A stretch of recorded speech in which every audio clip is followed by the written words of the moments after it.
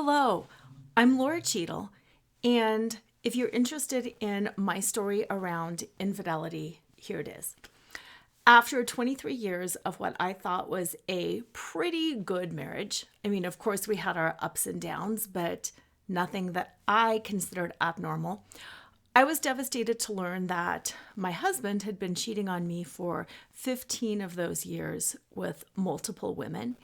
And truthfully, I never had a clue.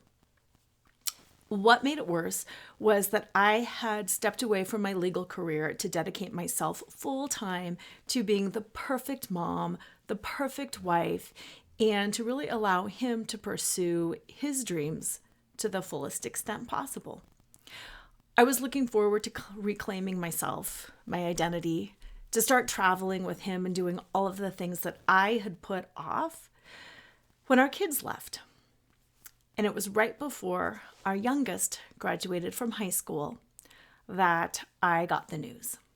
And yes, there was a series of 2 or 3 different D-days with the trickle truth kind of coming in over a series of a month or 2.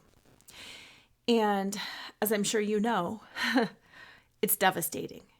It completely pulls the rug out from under you and causes you to question your identity, your worth, your ability to trust the world.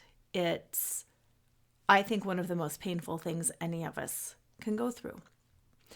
To make it worse, I had broken my foot in a struggle during one of the D-days. And as someone who loves movement and processes through movement, all of a sudden not being able to move was also devastating for me. And the entire trauma kicked me into menopause, which, if you've been through that, is not the easiest of transitions either. So here I had empty nesting, menopause, a broken foot, and I learned about my husband's infidelity. On top of that, the first month or 2 months, I got the traditional, typical, it's all your fault. If you hadn't been such a bitch, blah, blah, blah, blah, blah.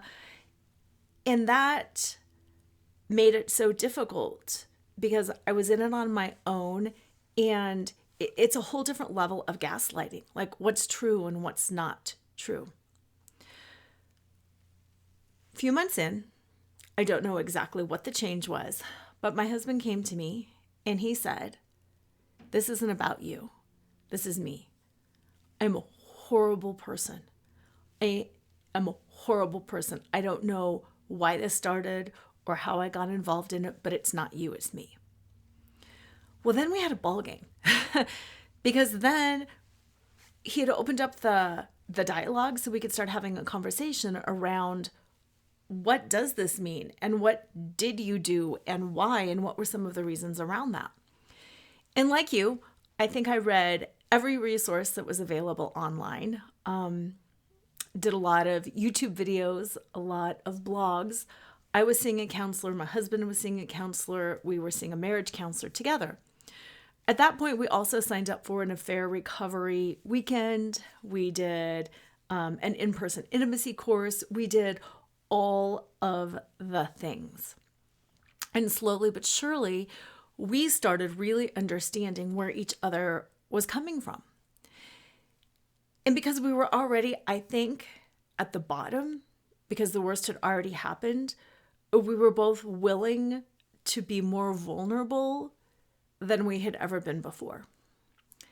And it took a long time, I'm not going to lie. It took a long time and a lot of work and a lot of misunderstandings along the way, learning how to recommunicate, learning how to share, learning how to hold all that trauma and then process all that trauma, and learning how to get my needs met without sending him into a shame spiral so he would shut down. It's taken 4 years. But what I can say is I wouldn't trade the woman I am today for anything. I have way more self-confidence.